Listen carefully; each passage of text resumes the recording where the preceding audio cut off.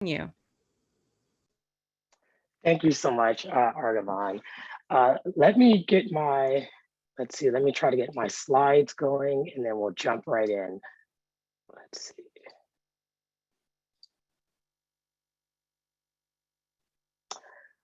So, allow me to start by thanking the Department of Medicine and also the Diversity and Inclusion Council for inviting me to deliver what sounds like your second of your inclusion rounds. Um, Especially this one in celebration of Juneteenth, right? The 156th anniversary of Juneteenth. Um, and although Juneteenth was last week, I think the significance of the holiday is certainly too great to be confined to one day. So I hope you all join me in celebrating Juneteenth today, tomorrow, and in the days after that. And I also want to congratulate you all, congratulate the Department of Medicine for committing to this learning journey, this ongoing dialogue on justice, equity, diversity, and inclusion. Um, but I do have to share this, when I was asked to give today's inclusion round, I was a bit conflicted. I was conflicted because I grew up celebrating Juneteenth, and I remember it fondly as a time for family, a time for laughter and love and joy and happiness. And I struggle with this talk because honestly, today, I'm not feeling particularly celebratory. This Juneteenth has taken on a special meaning as it comes against this national, reckoning around the harsh realities of anti-Black racism. And, of course, racism isn't new, far from it. But the weight of this moment that we're in is heavy. It's heavy for all of us, and I think it's especially heavy for those who are people of color and Black in this country. But after giving it a bit more thought, I realized that joy and pain, joy and hurt, have always been inseparable companions, if you will, to the Black experience here in the United States. So today, I'd like to spend a few minutes exploring this, exploring and honoring the resilience, the creativity, the joy of Black people in the face of adversity. Um, and I encourage you as we go through this to take stock of your reaction, your emotions, not to just my words, but to the images that I will share. And I'm looking forward to hopefully a robust dialogue after the presentation. But first, I'd like to start with a recognition that Stanford University sits on the ancestral lands of the Muwekma Ohlone tribe. The land is of great importance to the Ohlone people, and consistent with our values here at Stanford, our values around community and diversity, we have a responsibility to acknowledge and to honor and to make visible the university's relationship with the Native and Indigenous people. So I just wanted to do that. But let's come back to Juneteenth. I think many in our country, and I'd imagine many of you here today, are only really learning about Juneteenth recently. Of course, in 2020, the holiday came just weeks after the murder of George Floyd, which gave this memorial, gave Juneteenth renewed meaning, renewed relevance perhaps to present day. So to level set, okay, and hopefully help anchor this discussion. Allow me to briefly describe the origins of Juneteenth. And I want to start with Miss Opal Lee. Okay. Opal Lee is 94, and she's doing here what she calls her holy dance. Okay.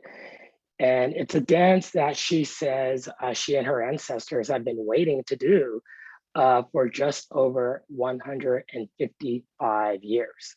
And Ms. Lee worked as a community organizer for over 40 years out of her hometown of Fort Worth, Texas. For years, including this year, again, at the age of 94, Ms. Opal Lee led marches in support of making Juneteenth a national holiday.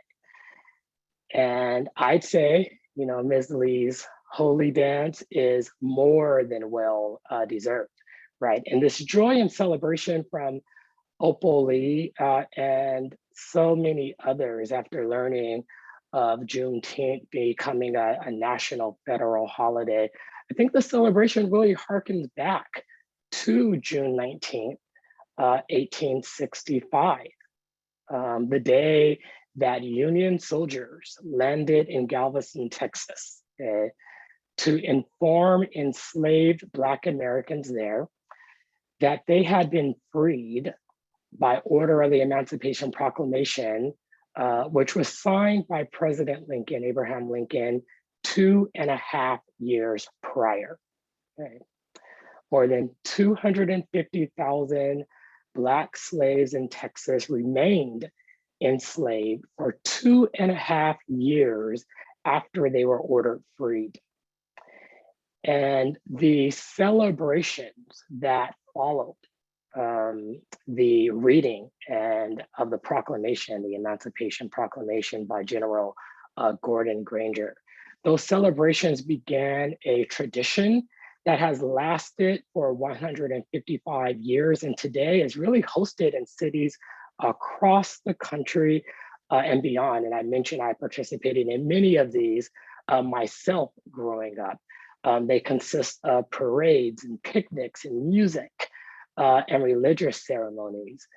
And over the years, Juneteenth has been referred to by different names, including African American Emancipation Day, Cell Liberation Day, instead of Celebration Day, Cell Liberation Day, Freedom Day, it's been called, Jubilation Day, it has been called, and as Vice President Kamala Harris said, now a national holiday. But it's important to remember the horror, the pain, the government-sponsored terror that preceded June 19th, 1865, the celebration of that day. Because we know that hundreds of thousands of Africans, both free and enslaved, aided in sort of establishing the survival of the colonies and the Americas and the New World. However, many historians point back to 1619 as the significant starting point to slavery in America. And it was in 1619 when a private ship known as the White Lion brought 20 African slaves ashore in what was then the British colony of Jamestown, Virginia. The crew had seized the Africans from a Portuguese slave ship. And throughout the 17th century, European settlers in North America and the New World turned to enslaved Africans as a cheaper and more plentiful source of labor than indentured servants who were mostly poor Europeans before then. Some historians have estimated that somewhere between 6 and 7 million enslaved people were imported from Africa to the New World during the 18th century alone. And I want us to think about not just the harm done to those millions and millions of Africans who were stolen from their homes and brought here in bondage. And I also want us to think about the harm done to an entire continent, right? The entire African continent who was deprived of some of its healthiest and ablest men and women. So let's look at the last 400 years, okay? Over 300 of which Black people were held in bondage and viewed and treated as property, okay? And if you want to make the argument, you want to take the viewpoint that we have relative equality now, which I might take issue with, but for the sake of argument, if you wanted to claim that, you would also have to recognize that this equality has only been around for about 50 years or so. Okay? And if it were even 100 or 150 years, we know that the trauma associated with slavery, with colonization, this trauma persists through generations and generations. And this year marked another sobering anniversary, another sort of painful reminder of the stain on the fabric of this country. Here is the history. On May 30th, 1921, Dick Rowland, a young African-American shoe shiner, was accused of assaulting a white elevator operator named Sarah Page in an elevator in downtown Tulsa, Oklahoma. Rowland was immediately arrested, and the next day the local newspaper printed a story, and the story said that Rowland had also tried to rape Sarah Page. Both claims later debunked. However, that evening, after this article was published, mobs of both Black and white people descended on the courthouse where Rowland was being held in downtown Tulsa. And when a confrontation between a Black man who was armed and a white man ended in the death of the white man, the white mob that was there became incensed. And the Tulsa Race Massacre was ignited from there. And this is the destruction that ensued, okay? Over the course of 2 days, beginning on May 31st, 1921, and ending on June 1st, 1921, mobs of white people in Tulsa, Oklahoma, looted and set fire to African-American businesses and homes throughout the city. And many of the mob members had recently returned from World War I. So they were veterans, they were trained in the use of firearms and are said to have shot Black people on sight. Many experts believe that as many as 300 people were killed over the 2 days, most of them Black. The massacre destroyed Tulsa's prosperous Black neighborhood, one of the most prosperous Black neighborhoods in the country at the time, which was known as the Greenwood District, also known at the time as Black Wall Street. Okay. More than 1,400 homes were destroyed, businesses were burned, over 10,000 Black people were left homeless, which represented almost the entire Black population in Tulsa at the time. And I want to just mention this last point, just to sort of illustrate, if it isn't clear now, the sheer audacity of the anti-Black racial violence that has been part of this country for centuries. So historians have argued that the 1921 Tulsa Race Massacre is likely not only the most destructive, but also the most photographed instance of anti-Black violence in our country. The sheer quantity of photos and also the prevalence of photo postcards, okay, suggests that as men burned and looted the Greenwood district, they also wanted to document its destruction so that others who could essentially bear witness and even sort of vicariously participate in the triumph, right? The sort of triumphant defeat of this so-called Negro uprising, as it was described. And I don't say this to suggest that every photo that was taken of this massacre was taken for this particular purpose, but it's clear from inscriptions, inscribed captions like the one you're seeing on your screen, running the Negro out of Tulsa, that whites who snapped pictures as Greenwood, the Greenwood district burned to the ground, were impelled at least in part by the desire to convey a narrative, a story of white conquest. Okay. So this is why I think it's important for us to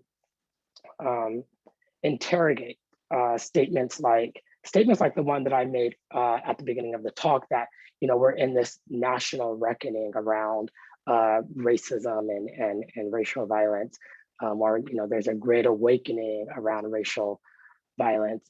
Sure, the eyes of many have been sort of forced open in the wake of George Floyd's murder, but unfortunately, racial violence and oppression did not start with George Floyd, nor has it ended, or will it end with George Floyd.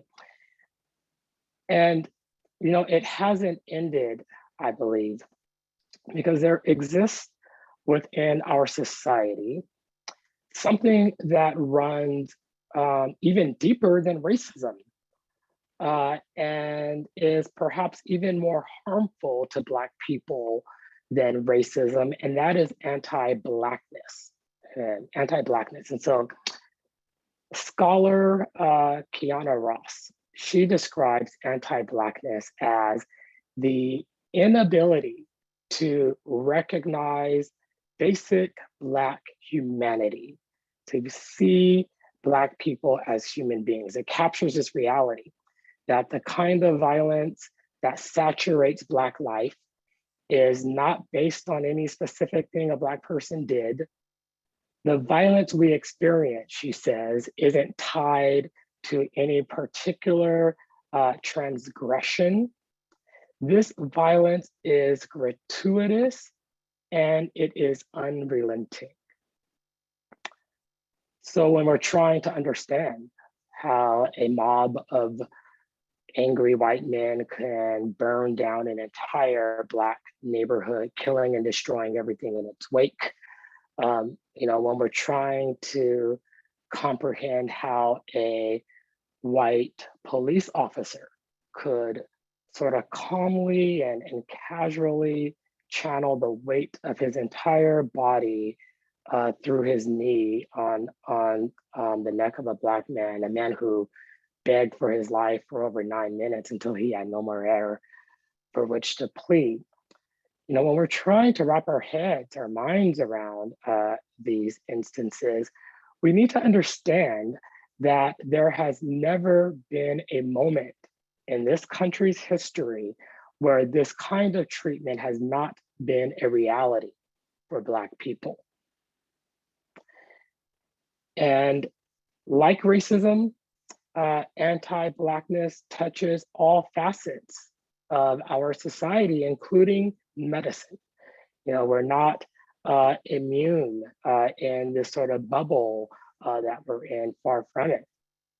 Of course, we all know about the Tuskegee experiments in which Black men were left untreated for syphilis for years and years, even after there was a known treatment for the disease. And this was all done in the name of science and medicine. You all likely know of Dr. J. Marion Sims, who was widely known and is widely known as the father of modern gynecology, someone whose legacy for innovation, for medical innovation and advancement is stained by the fact that he perfected his techniques, his surgical techniques, by operating on enslaved Black women without any anesthesia. And these real events and countless others have contributed to both the racial health disparities in our country, and I think also the mistrust within Black communities of science and medicine. And look no further than the current pandemic, right, for confirmation of this. A pandemic in which, by the way, a high-ranking French medical doctor had to apologize for after receiving backlash for suggesting that the COVID-19 vaccine be tested in Africa. Okay, I want you to read his actual quote. "Shouldn't we be doing this study in Africa where there are no masks, no treatments, no intensive care, a little bit like we did in certain AIDS studies or with prostitutes?"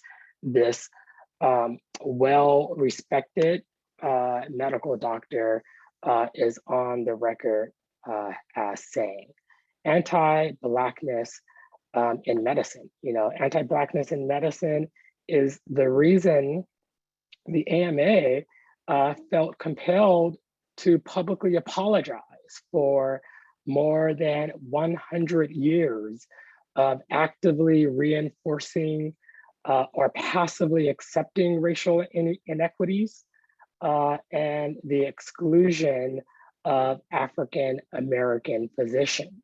And so, I'll try to speak more quickly so we can get to conversation, but I want to say this. This is why we declare Black Lives Matter, right? Because not doing so really only serves to uphold a system of white supremacy. And before I move from this slide, I do want to address something. The Black Lives Matter movement has been around now for 6 or 7 years, maybe a little longer now, but I still get questions about its purpose, even from well-meaning people. I'm still asked, isn't all lives matter more inclusive? And my response is, well, not really. Saying all lives matter ignores the pervasive anti-Black racism, whereas Black Lives Matter highlights it. If we want to cure it, we have to name it. I've also talked to many individuals who say they are colorblind. They sort of wear this as a badge of honor. I don't see color. I only see a person. And as great as that sounds, Black people don't get to ignore our color. So if you were to ignore my color, you are in effect ignoring part of my humanity and ignoring my full experience. So again, while well-intentioned, that is not the most productive approach either. And finally, I think this one is relatively new. We've seen recently the modified, adding the word all to Black Lives Matter. And if you've seen this, you may have wondered, what is this all about? Well, the purpose here of all Black Lives Matter is really to recognize that Black people aren't a monolithic group. There is diversity within the Black diaspora. It also calls attention to the reality that Black transgender individuals remain victims of the highest rates of assault, and their lives matter as well. Okay, so I promised I would talk about Black joy, right? And after all that I just shared, and considering the trauma inflicted on Black people, on Black communities for generations, it would be fair to wonder, to question, how can Black people find joy at all? Yet we do, and I'll tell you how. For many in the Black community, our joy and our resistance are one in the same. Okay? Joy has been used as a tool in the Black community to persevere in the face of adversity, where society have told us to, be quiet, or you're too loud, or you're too different. Black joy really is an act of resistance to really revel in the happiness, the joy that society, our history has spent so much time trying to steal from us. And, Black joy really is rooted in this resistance, and it's also rooted, I believe, in resilience. You might have seen Black joy in the slaves who sang spiritual hymns to pass the time and to lift their spirits during hard labor. You'll find Black joy not just in our music, but in our dance, in our poetry, in our artwork, our food, our culture. Black people are joyful because we have to be, right? In a way, it is a coping mechanism, a survival technique, not just in the last several years, but for generations. It serves as an armor against racial battle fatigue, which scholars have described as this condition that emerges from constantly being confronted with, racially dismissive or demeaning or insensitive environments. Again, our joy and our resistance are one and the same. And I want to share with you a video. This video is from Cadillac, okay? The car maker at Cadillac. And I thought they did a great job of capturing some of the magic, if you will, that is Black joy. So take a listen.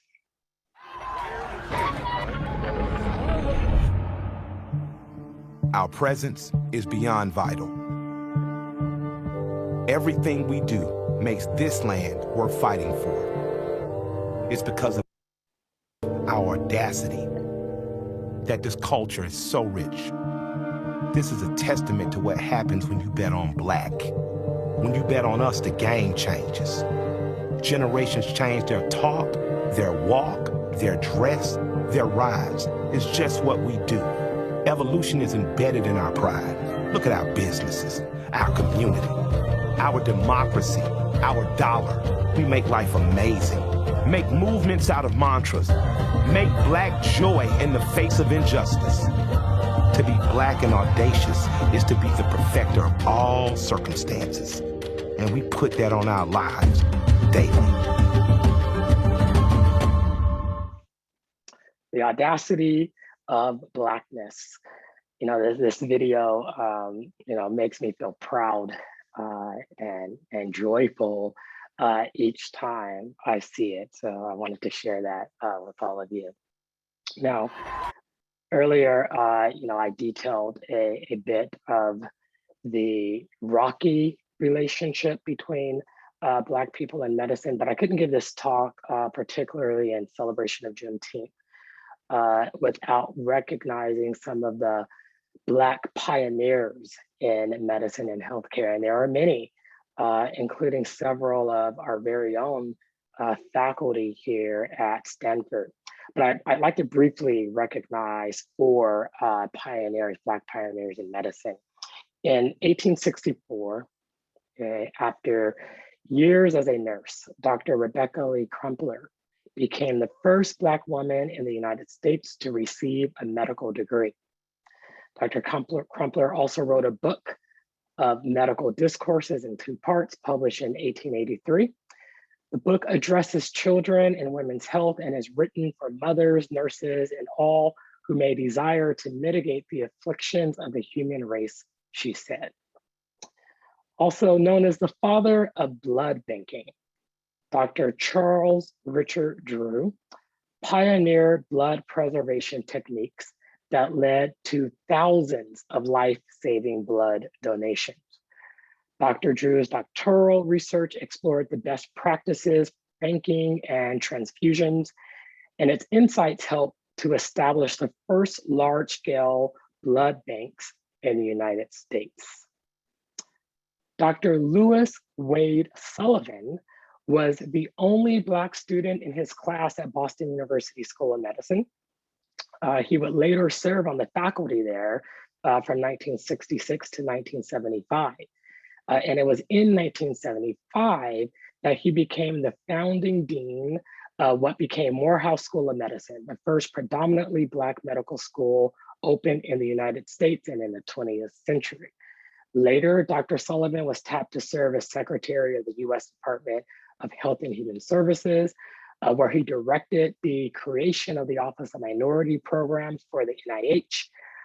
Of course, our very own Dr. Hannah Valentine later became the first Chief Scientific Workforce Diversity Officer for the NIH, and we are proud of her pioneering work as well.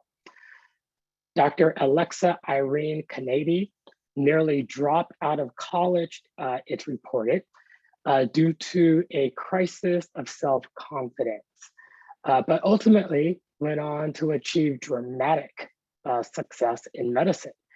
In 1981, she became the first Black neurosurgeon in the United States.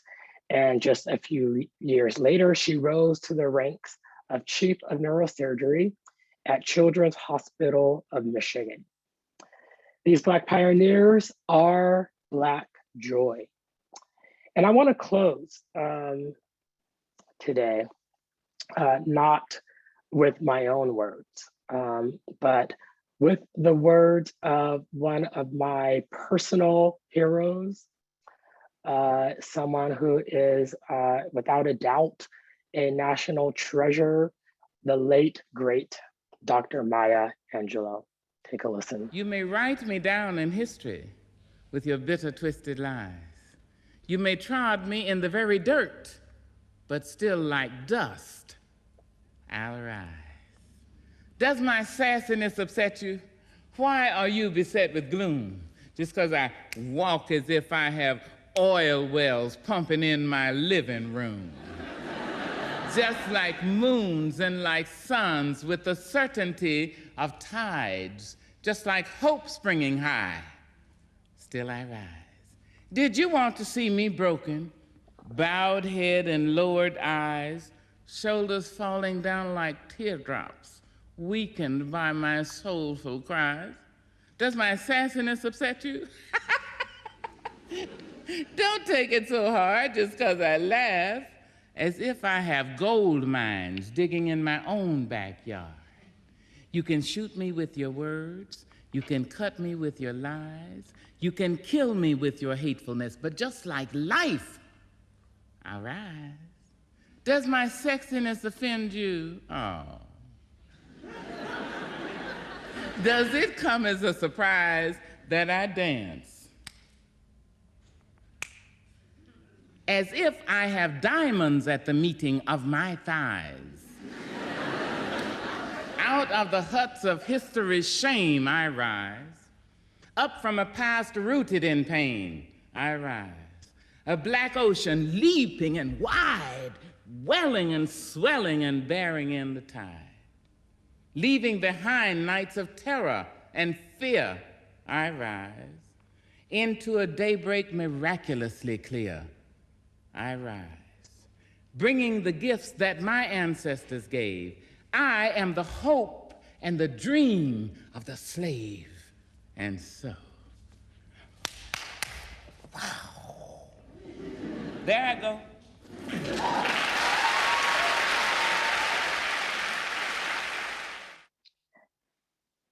And still we rise. Thank you for listening. I want to pass it back to the organizers. Dr. Dunn, I believe, is here now. I'm really looking forward to our conversation. We included a set of potential discussion topics here. You know, what struck you from what you saw or heard? You know, what questions still remain? You know, what actions can we take as individuals and as a department? I'll stop sharing my screen now and hand it back over to Dr. Dunn. Good afternoon, everyone. And Dr. Mayes, thank you for that amazing presentation. Especially, we wanted to have a Juneteenth inclusion rounds that, you know, highlighted some things about, certainly about anti-Black racism, but especially about Black joy. And as we all look at Juneteenth as a way to celebrate, and we are celebrating the win of it being a holiday, we still have so much further to go. As you know, clearly we are looking at voting restrictions and things of that nature and anti-Black violence on a daily basis. But I just wanted to come back and just say how appreciative we are that you are here joining us today. And I apologize, everyone, for my tardiness. I was having some link issues. Glad you made it. Thank you. Well, I think that there were some pre-submitted questions that you had privy to. Yes, but I don't remember what they were, Dr. Dunn. So if folks could, if you have a question, please ask. Or again, you know, I am really interested in hearing your reaction to what you just heard as well. Yeah, well, I'll kick it off. One thing that I wonder about is how we as institutions can address the anti-Blackness that the Black faculty, staff, and students obviously experience as part of their livelihood. What can we do to support the Black folks that are around here, given that oftentimes they are one of only or one of few in their departments and their divisions, et cetera?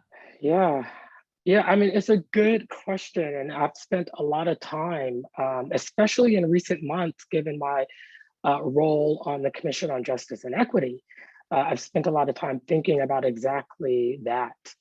And not just time thinking about it, but also time meeting and talking to Black trainees, to Black students and other trainees as well.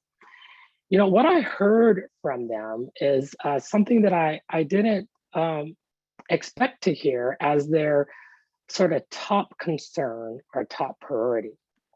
What they told us, the commission, what they told me, was that if Stanford Medicine, if our departments, if the institution could do one thing, it would be to hire more Black faculty. That's what they told us. They said, you know, we do not see ourselves in the faculty. We lack mentors who look like us, who relate to our experience, and it makes us feel as if we do not belong.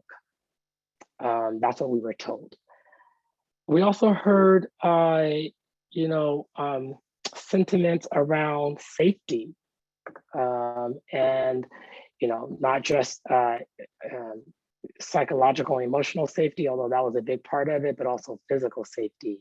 You know, what is the institution doing or not doing to ensure that Black students are safe in this environment? You know, that, you know, the stories of racial profiling that Black students have experienced don't happen ever again in the future. That, you know, when students experience microaggressions and they report that they experience microaggressions, whether it's in the classroom or their laboratory or a clinical environment, that those concerns that they raise will be handled with dignity, will be taken serious, and will be followed up on, and that they'll receive immediate support. Those are the things that they ask for. When we spoke with the Black students, they were very candid and very direct. And they also told us that we've been saying these things for years. And they brought receipts. They showed us the letters of demands and requests that Black students on this campus, including here in the School of Medicine, have been making for really decades. So I'll just echo back what I heard from the students in terms of what we can do as an institution, Dr. Dunn. Okay. Well, here is one question from Tina Bornland. What is an acceptable way to talk about racially motivated violence as it occurs? Should current events be brought up?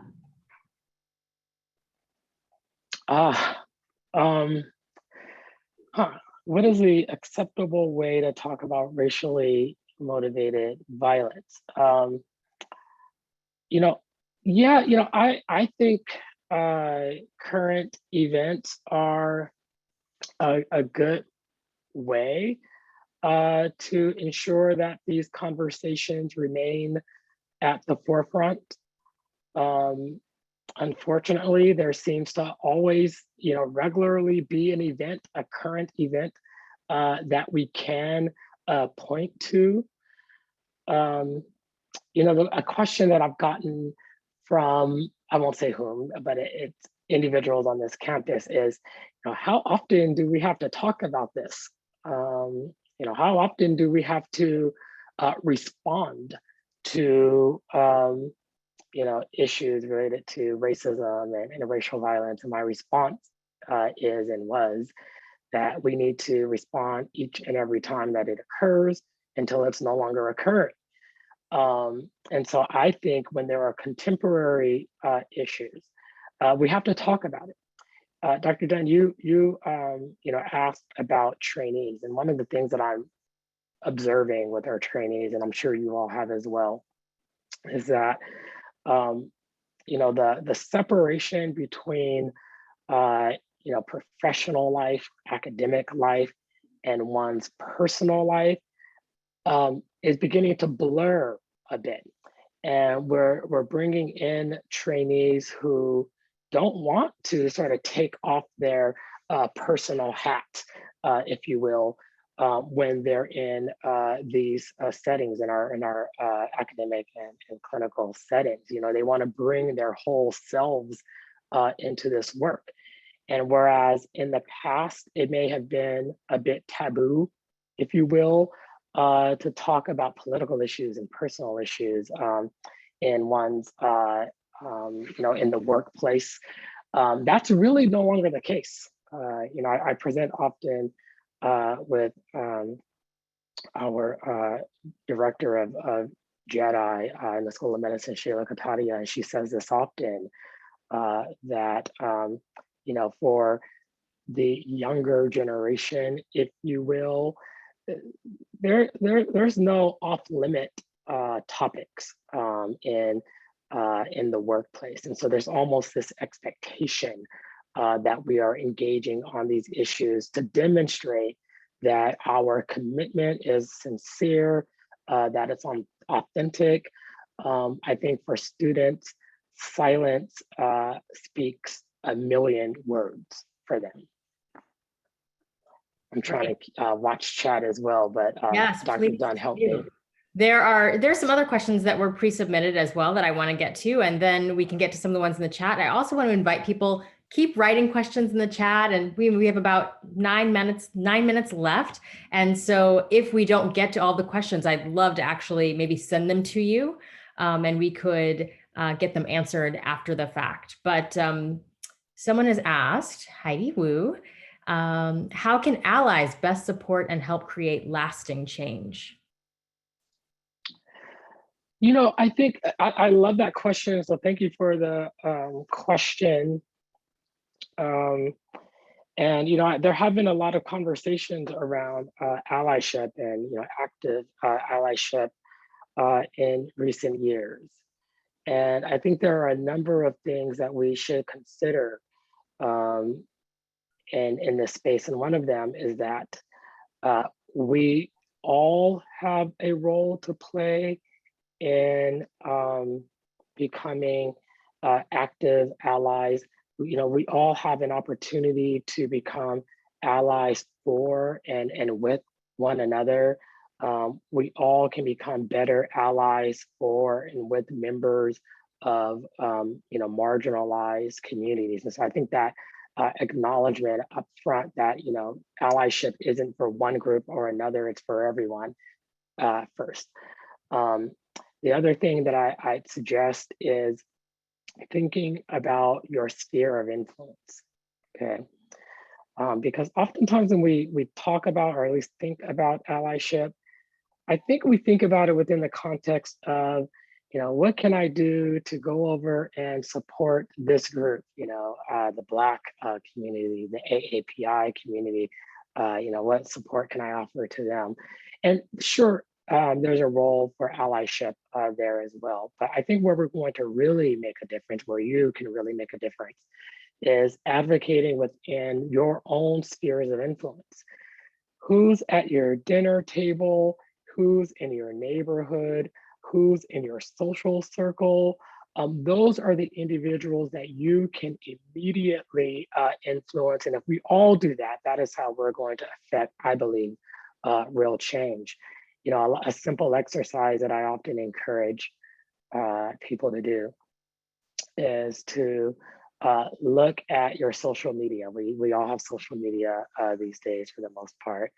Look at your friend list and try to get a sense of who's in your friend list, but also who's not there, because that will show you not only who's influencing you, but who you're influencing. And so in addition to this charge that I'm giving you, first focusing on your own spheres of influence, the second charge is to try to work on broadening your circle of influence as well.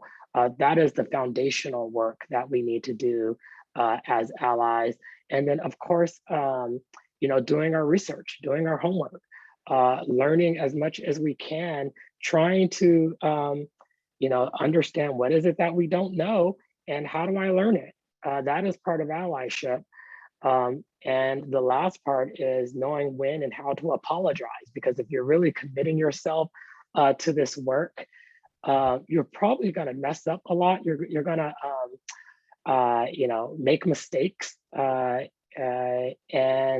when you do, it's important to apologize sincerely, but then move on and continue on this journey. Don't allow that, mistake, that misstep to be the reason that you sort of disengage from this journey that is allyship, a lifelong and continuous journey that is allyship. Wonderful. Thank you. And, one thing I would just add is, as some of us are aunts and uncles and parents, things that we can do, we talk a lot about pipeline, right? And I think starting very, very young, but when you're giving a gift to a person, if you're giving a doll to a non-Black child, try giving them a Black doll or a Latinx doll. Those are the kinds of things we can do for our kids. Very simple, but just exposure, quite honestly. And that leads me to the question that Dr. Salas asked. What is one thing people who are not Black should do to support Black joy? I love that question. And I also invite people to, go ahead and say one thing that you will do in the chat, but please, Dr. Mayes. Oh, can we flip it, Dr. Dunn? Because I'd love to, I don't want to sort of bias anyone's thoughts here. Do we have maybe a minute where folks can kind of think about it and put their answer in chat? What can we all do to support Black joy? And then I'll share my thought. That sounds great. Is it okay if I just share a little bit of why I asked that question? Sure. I mean, it might seem obvious, but I do sometimes struggle with wanting to support Black joy and Black work and Black art, for example, but being worried about crossing a line into what people might say is appropriation. For example, I went to a festival in East Palo Alto. This was maybe 2 years ago. And there was this amazing local artist who was a Black man. And I loved the work that he did. I tried to buy something from him and it ended up not working out, but a friend of mine bought something that she gave me. So it's a beautiful portrait of this Black woman. And I haven't hung it anywhere because I don't want to, I don't want anyone to think I'm trying to like use that as something to prove anything about who I am or whatever, right? So I'm not trying to make it about me, but I still want to support those artists and the work that they're doing. So that's where that question is coming from. Like, I hear you. yeah. And that's fair. I think, thank you for sharing that, by the way, and, being vulnerable and sharing that. I think it's something that many of us struggle with.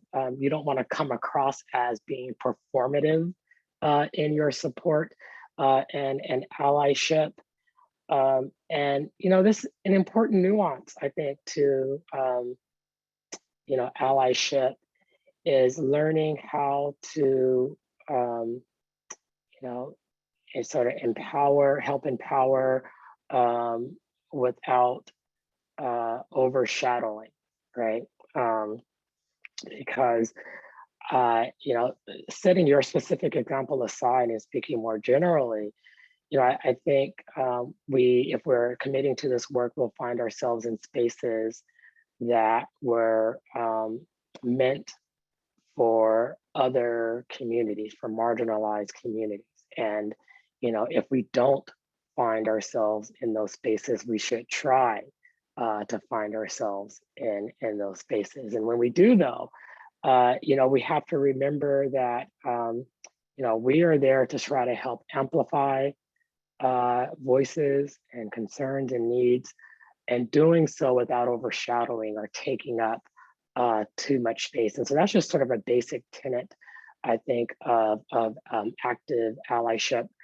But to your sort of more specific, thought and question around, how do I ensure that I can be supportive of communities about it being perceived as performative? I think, my sense, I don't have sort of a real easy or simple answer for this, but my belief is that allyship is a very, very personal endeavor. And really only you will know, the degree of authenticity in which you are approaching your allyship. And, I don't want to be sort of dismissive of your, real concern at all, because it is a real one, and many others have it, including myself. But I think at some point, if we're really committing ourselves to this work, we can't really worry too much about how others will perceive it if we're coming from a genuine, sincere, and authentic place, is what I'd say. I couldn't agree more.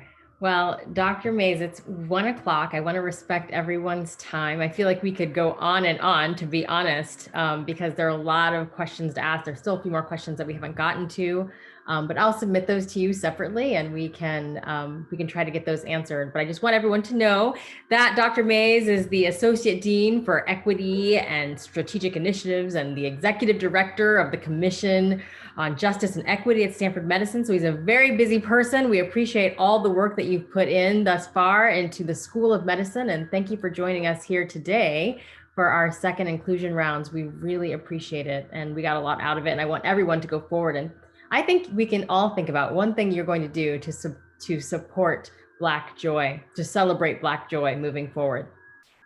It was a pleasure. Thank you so much. Great. Thank you, everyone. We'll see you at the next one. Bye-bye. Happy Juneteenth.